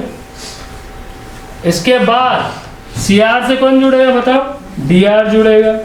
डी आर इक्वल कितना हो जाएगा? चलो यहाँ तक आ गया, इक्वेशन नंबर 3 होगी, सेकंड तक दिखाई दे रहा है आपको, है ना? तो अब हम लिखने जा रहे हैं, यहाँ तक तो आ गए है ना। अब हम सी आर पहले लिखेंगे और सी क्यू को बाद में लिखेंगे। इक्वेशन नंबर कौन सी आ गई? 3। एक और बचा, सी आर से कौन जुड़ेगा? D R. तो डी आर इक्वल टू कितना हो जाएगा?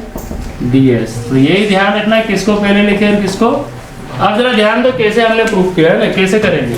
एपी से बीपी जुड़ेगा, क्या बन जाएगा? ए बी, है ना। ऐसे ही सी आर से डी आर जुड़ेगा तो बन जाएगा सी डी। तो ए बी और सी डी बन गया, तो ये दोनों अपने आप आ जाएंगे। बस यही सबसे खास ध्यान रखना आप कि पहले किसको लिखोगे। फिर से देख लो एक बार, समझा रहा हूँ, खास पॉइंट है, मेन पॉइंट है यहाँ पर। A P equal to A S, यहाँ से 2 निकल रही है, यहाँ से 2 निकल रही है, तो पहले बी क्यू लिखे कि बीपी लिखे? ये देखो ए पी से बीपी जुड़ेगा। अब इसकी बात करते हैं, अब ये इसको ध्यान में रखना। तो सी से शुरू हो रहा, तो C R plus C Q, अब क्या आएगा? D R plus D S. गलती से आपने अगर इसको पहले लिख दिया, इसको बाद में, फिर गलत हो जाएगा, फिर सवाल नहीं संभाल सकते। अब तो सवाल खत्म हो चुका। अब क्या करना है, तीनों इक्वेशंस को आपस में जोड़ देना। यहाँ तक आप कॉपी कर लो, फिर लिख लो। तो क्या किया है, एक बार शुरू से दिखा देता हूँ आपको, ठीक है? इधर इधर चलो देखो, यहाँ पर हमने क्या किया है, पहले ए से लिखना शुरू किया, क्योंकि जो स्पर्श रेखाओं की लंबाइयाँ होती बाह्य बिंदु से एक्सटर्नल पॉइंट से टेंजेंट खींचते हैं, उनकी लेंथ कैसी होती? इक्वल। तो इसको पहले लिखो, इसको पहले एडी फोकस करना है, इधर बीपी पहले बीक्यू बाद में। अब किसको फोकस करना? सी डी को, पहले एडी को फिर सी डी को। तो पहले किसको लिखोगे? सी आर को, फिर सी क्यू को, पहले डी आर को, फिर डी एस को। तो इधर वाले अगर आ गए तो ये तो अपने आप आ जाएंगे। अब हम क्या करेंगे, सभी को आपस में जोड़ देंगे। क्या लिखेंगे बताइए? समीकरण 1, 2, 3 व 4 को जोड़ने पर क्या करेंगे?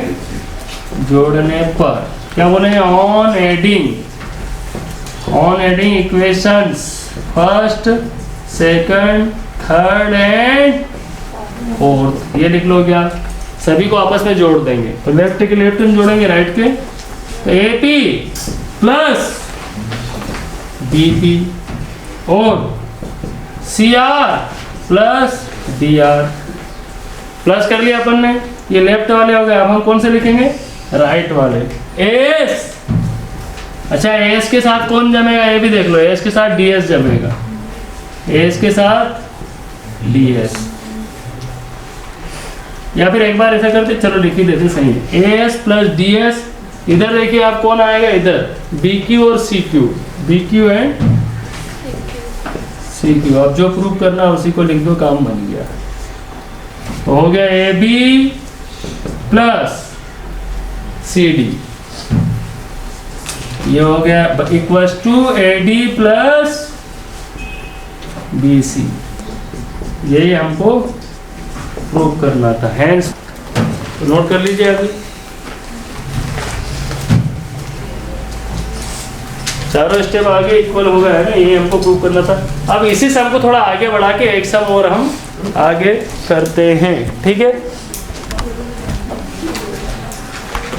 तो यहाँ पर आप देख रहे हैं 10.2 एक्सरसाइज का 11 नंबर सम है और हमको यहाँ प्रूव क्या करना है। ये देखिए, हमको प्रूव करना है कि ये जो पैरेललोग्राम बना है समांतर चतुर्भुज है, ठीक है ना। तो समांतर चतुर्भुज पैरेललोग्राम की बात करते हैं तो एक बात हमने पढ़ी पहले से, हमको मालूम है कि उसके आमने सामने की भुजाएं जो होती, साइड्स होती है, वो इक्वल होती है। यानी कि ए बी भुजा सी डी के या डी सी के इक्वल होगी और इधर कौन रहेगा? बी सी और एडी आपस में बराबर रहेगी, ठीक है ना। तो हमको प्रूफ क्या करना है? हमको प्रूफ ये करना है कि इसने बोला, फिलहाल बोला है कि ये जो सर्कल बना है इसके अंदर पैरेललोग्राम यानी समांतर चतुर्भुज के अंदर, तो हमको दिखाना है कि ये समचतुर्भुज है, रेम्बस है। रेम्बस में क्या होता है?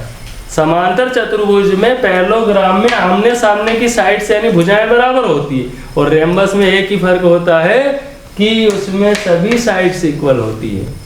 तो अभी फिलहाल हमको मालूम है कि ये इसके बराबर है और ये इसके बराबर है। हमको प्रूव करना है कि ये सभी बराबर है। समझ में आ गई बात आपको? अभी कैसे प्रूव करेंगे आप देखिए यहाँ पर। तो सबसे पहले क्या करना है, क्या गिवन है, हमको ये दिया हुआ है, गिवन है कि एक पैरेललोग्राम यानी समांतर चतुर्भुज के अंदर एक सर्कल है। ठीक है, पढ़ी लोगे, गिवन क्वेश्चन में है, क्वेश्चन नंबर 11 देख सकते हो आप। इसके बाद हमको प्रूव करना है कि ये जो बनाया हमने ABCD क्या है, रेम्बस है, समचतुर्भुज है।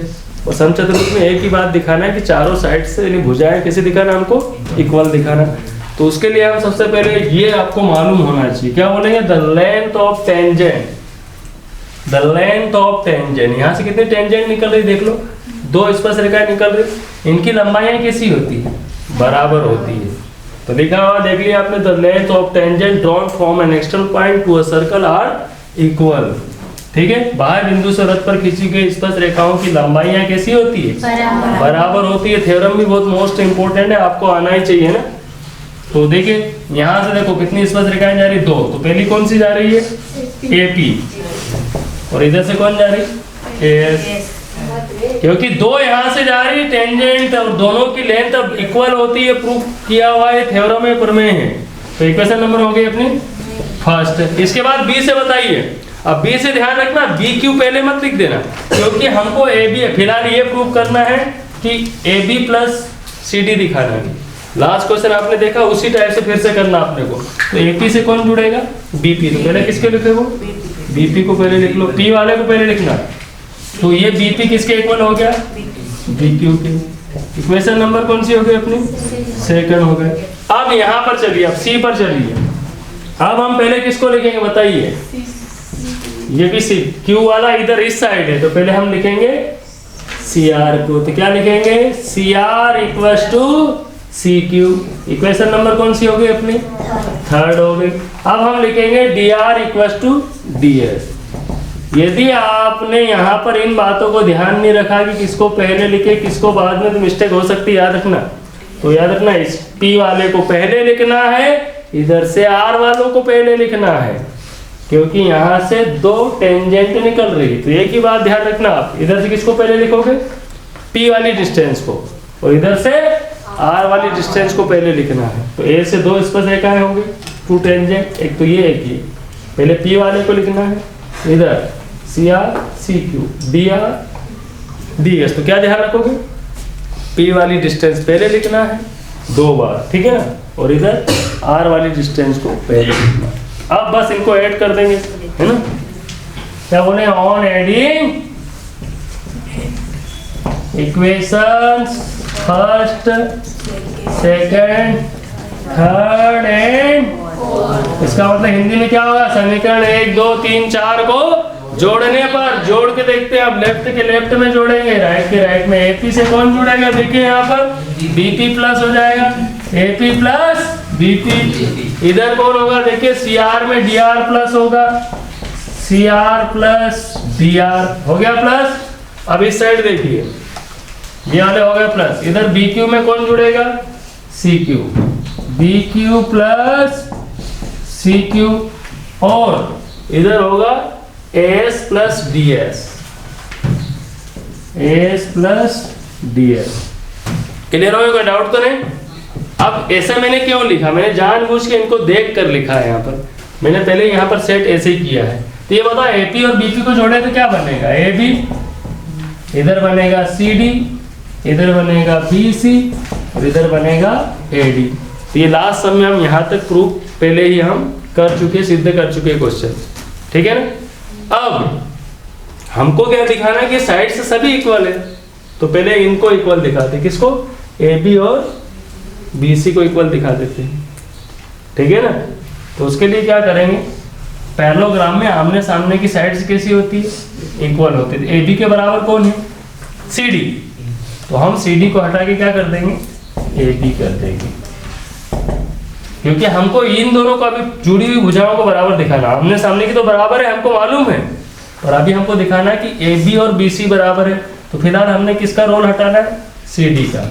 अब उधर AD किसके बराबर है, BC के।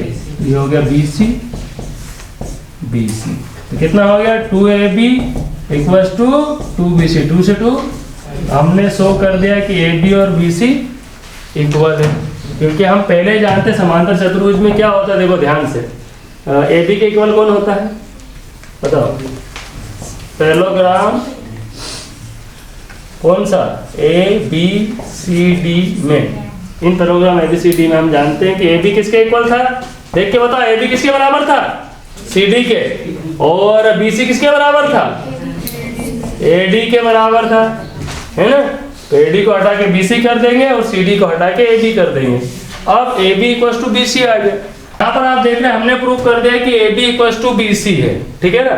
तो प्रूव हो चुका है कि चारों भुजाएं आपस में बराबर हो गई। तो स्टूडेंट बोलता कहाँ हुआ सर, AB और BC तो इक्वल है यहाँ पर। मैंने बोला चारों कैसे इक्वल होगी, देखो हमको पहले मालूम है कि समांतर चतुर्भुज है तो आमने सामने की भुजाएं पैरेललोग्राम में बराबर होती है, ये इसके इक्वल ये इसके इक्वल। अब ये दोनों जब बराबर इक्वल है तो ये इसके इक्वल हो गई और ये इसके इक्वल। इसका मतलब है कि चारों भुजाएं अपनी कैसी हो गई, इक्वल। AB के इक्वल कौन हो गए बताइए, BC। BC के इक्वल कौन हो गया, CD। और CD के इक्वल कौन हो गया, AD। तो चारों भुजाएं बराबर हो जाए इसका मतलब क्या बोलेंगे, ABCD is a therefore ABCD is a रैम्बस, ठीक है ना। क्या बोलेंगे, ABCD इज अ रैम्बस। हिंदी में लिखना लिखेंगे अतः ABCD है समचतुर्भुज है। तो ये प्रूव हो गया है, बिल्कुल लास्ट वाले सम से थोड़ा सा अलग यहाँ से हमने इसको चेंज कर दिया, बाकी वैसे कैसे रहा। तो अब हम पढ़ने जा रहे हैं very most important sum for exam 2021 के लिए, और दोनों ही मोस्ट क्वेश्चन है, एग्जाम में आ सकते हैं। आप उसको नोट कर लेना और प्रैक्टिस कर लेना, ठीक है ना। तो अब चलते हैं नेक्स्ट मोस्ट इंपोर्टेंट सम की ओर, और ये दोनों ही सम बहुत ही मोस्ट होंगे जो आगे आ रहे हैं ना। तो यहाँ पर ये थ्योरम जो बहुत मोस्ट इंपोर्टेंट है, वेरी मोस्ट इंपोर्टेंट थ्योरम है, आप मैंने कि प्रमेय है, आप सभी को पढ़ना ही है। थ्योरम क्या है आपने पढ़ ली होगी, देखिए क्या लिखा हुआ, the tangents drawn, the lengths of tangent drawn from an external point to a circle are equal. यानी कि किसी बिंदु से वृत्त पर खींची गई दो स्पर्श रेखाओं की लंबाइयां बराबर होती है। हमको दिखाना कि ये लेंथ बराबर है। तो हमने बोला भाई ये प्रूफ ऐसा करना हमको कि भाई वृत्त के ऊपर बाह्य बिंदु से एक्सटर्नल पॉइंट से दो टेंजेंट यानी स्पर्श रेखाएं खींचेंगे, बराबर दिखाना है। तो हमने बोला हमको दे दो, बोले क्या दे दो, एक तो सर्कल दे दो, एक वृत्त दे दो, और एक बाह्य बिंदु दे दो, और दो स्पर्श रेखाएं दे दो। हम प्रूफ करके दिखा देंगे। तो हमको दिया क्या, ये जो दिखाई दे रहा है, ठीक है ना।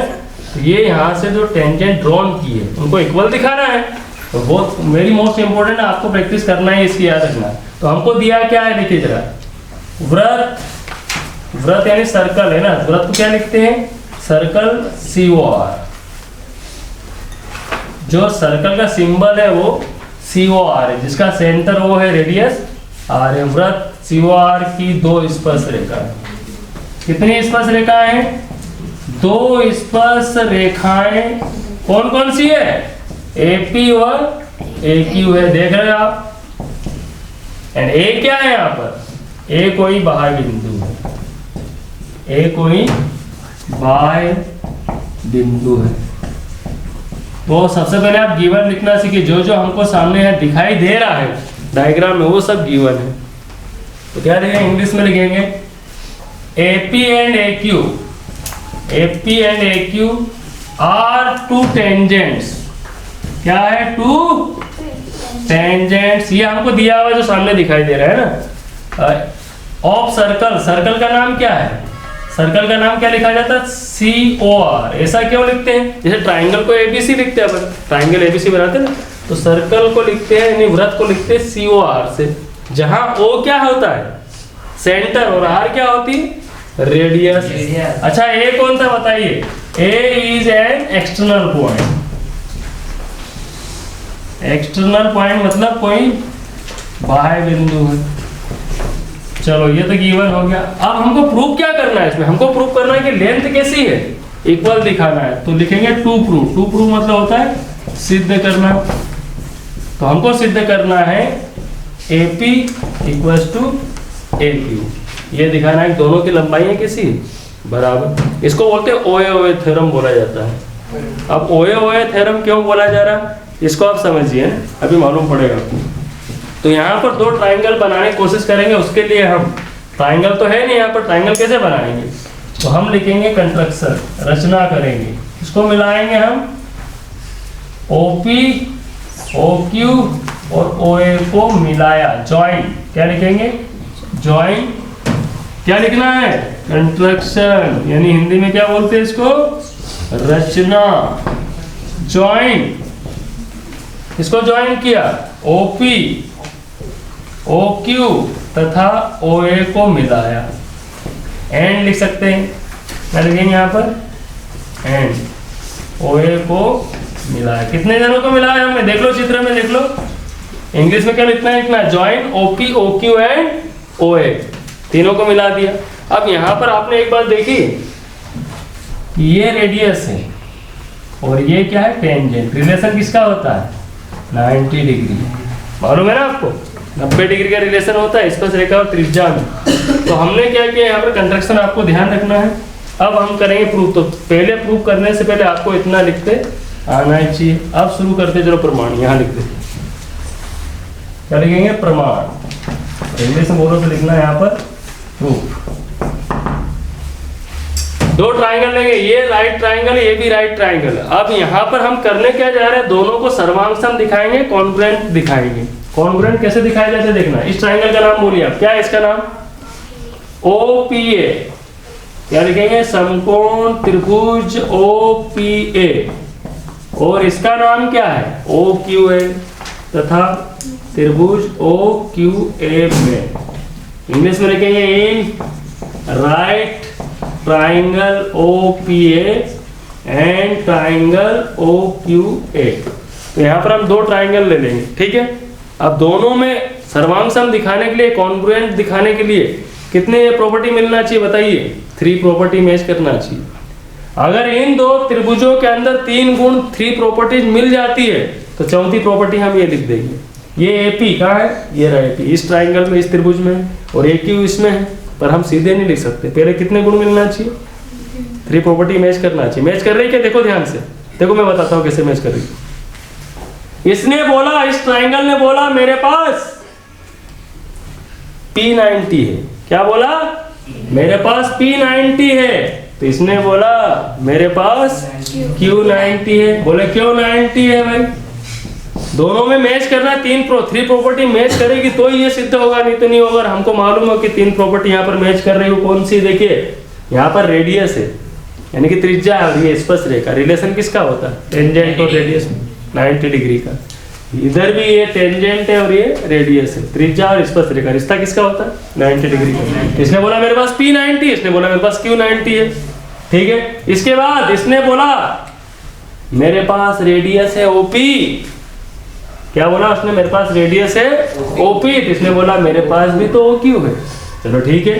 तो इसने बोला OP, इसने बोला OQ। बोले क्यों इक्वल है? दोनों रेडियस है। होगा, 2 प्रॉपर्टी हो चुकी। चलो अच्छी बात है। थर्ड प्रॉपर्टी देखो ध्यान से कहा है। इसने बोला मेरे पास OA है, उसने बोला मेरे पास भी OA है। इसने बोला OA, उसने भी बोला OA। बोले क्या है ये? कॉमन, इसलिए हम इसको क्या बोलते हैं? OA थे। आवाज देता बोलता OA, तो बोलता मेरे पास भी OA। कितनी प्रॉपर्टी मैच कर गई? 3 प्रॉपर्टी मैच कर गई है ना। तो ये कौन सी है? समकोण, ये है भुजा और ये है कर्ण। थ्योरम होती है RHS। तो क्या लिखेंगे देखना, ये दोनों ट्राइंगल कैसे हो गए? सर्वांगसम, कॉन्ग्रुएंट हो गए।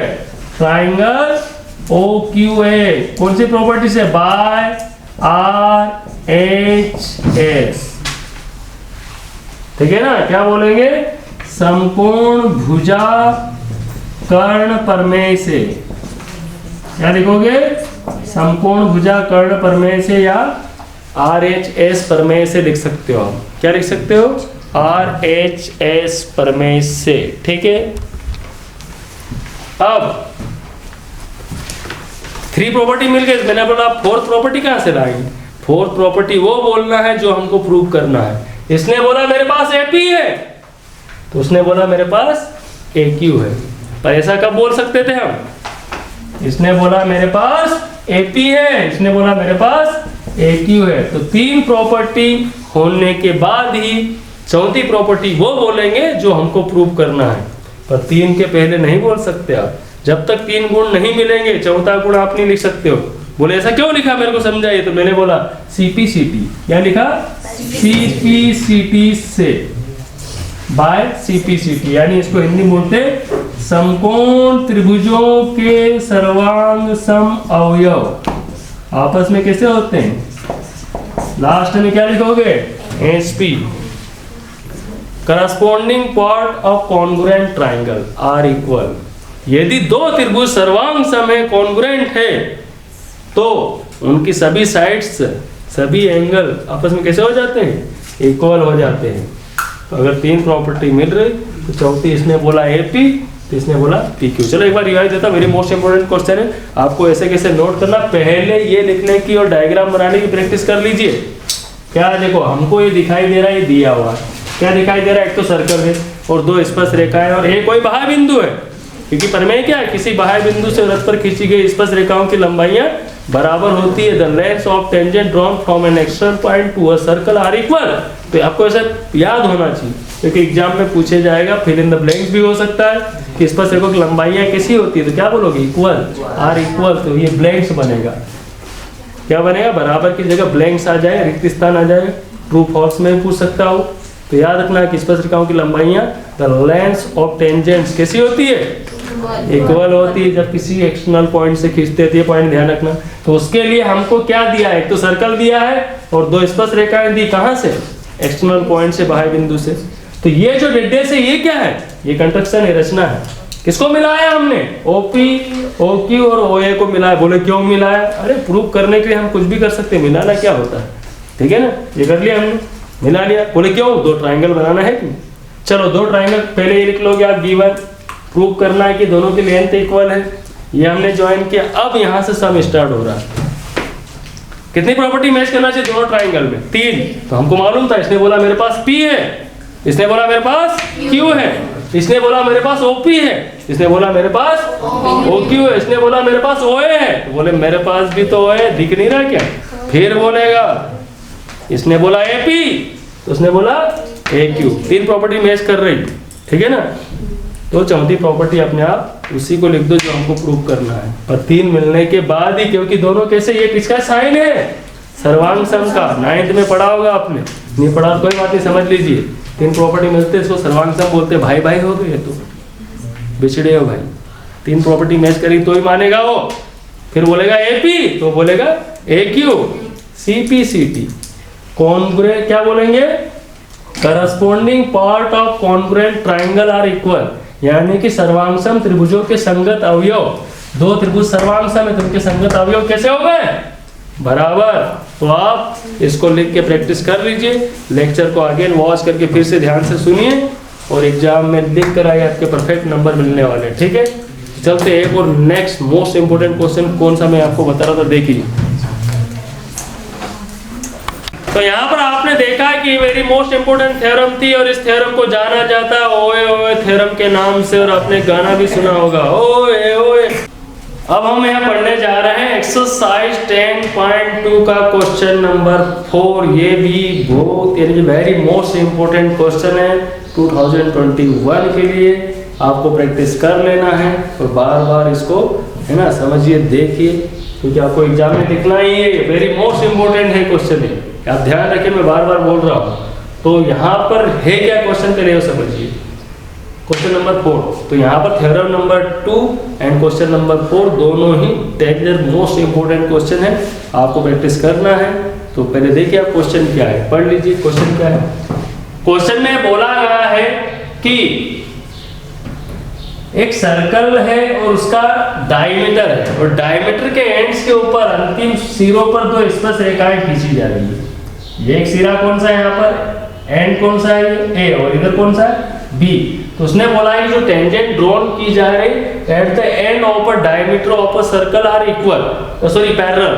हमको दिखाना है ये जो टेंजेंट खींची जा रही है कहाँ पर, व्यास के अंतिम सिरों पर, छोरों पर जो स्पर्श रेखाएं खींची जा रही, दोनों को हमको दिखाना है कि दोनों कैसी आपस में पैरेलल है। तो हमने यहाँ लिखा है कि एओबी वृत्त COR का डायमीटर है, व्यास है, और L और M दो वहां पर खींची गई दो स्पर्श रेखाएं हैं। तो हमको दिखाना है कि दोनों ही पैरेलल है। तो इसके लिए हम क्या करेंगे, देखिए, इसको एंगल 1 दे देंगे। डायग्राम पहले प्रैक्टिस कर लीजिए आप, ऐसे कैसे बनाते हैं आपको आना चाहिए। तो ये एंगल 1 है और एंगल 2 है, ठीक है। तो यहाँ पर लिखेंगे चूंकि रिलेशन हमको मालूम है रेडियस और टेंजेंट में, तो पहले बताना पड़ेगा चूंकि OA त्रिज्या है, OA क्या है, वृत्त की त्रिज्या है, वृत्त की त्रिज्या, तथा L क्या है, L स्पर्श रेखा है। समझ में आ रहा आपको? लिखते रहिए आप, साथ में ही नोट्स बनाते रहिए।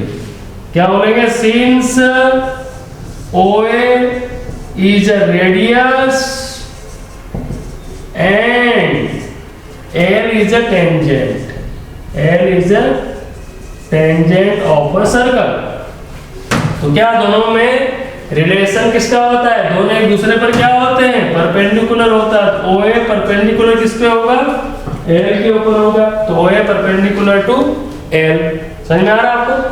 यानी कि रेडियस और टेंजेंट में रिलेशन परपेंडिकुलर का होता है, यानी दोनों एक दूसरे पर लंब होते हैं। ये साइन किसका है, लंब का, यानी परपेंडिकुलर का। तो एंगल जो होगा वो कितने का होगा, एंगल 1 जो होगा वो 90 डिग्री का होगा।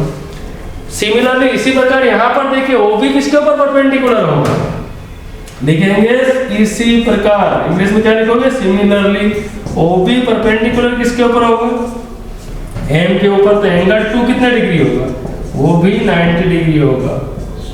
Equation first, equation second. तो यहाँ पर आपने क्या देखा है कि एंगल 1 और एंगल 2 दोनों कैसे होगा, इक्वल होगा, क्योंकि दोनों ही 90 डिग्री, दोनों ही परपेंडिकुलर है। तो हम क्या लिखेंगे, फ्रॉम इक्वेशन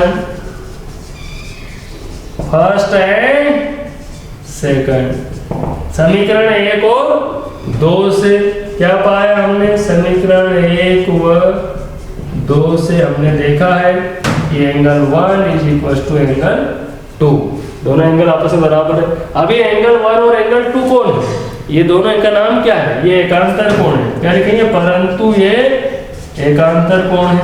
9th में हमने पढ़ा हुआ है, क्या पढ़ा हुआ है, कि यदि अल्टरनेट एंगल, क्या लिखेंगे, but these are alternate angle.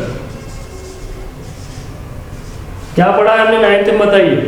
9th से हमने पढ़ा है कि यदि एकांतर कोण, यानी दो पैरेलल लाइन को एक इंटरसेक्टिंग लाइन यदि इंटरसेक्ट करती, प्रतिच्छेद करती, समांतर रेखाओं को एक तिर्यक-छेदी रेखा काटती है, तो उसके आइट साइड के जो एंगल होते हैं वो इक्वल होते हैं। इसका मतलब ये हुआ कि आइट साइड के यदि एंगल इक्वल है तो लाइनें कैसी होगी, पैरेलल होगी।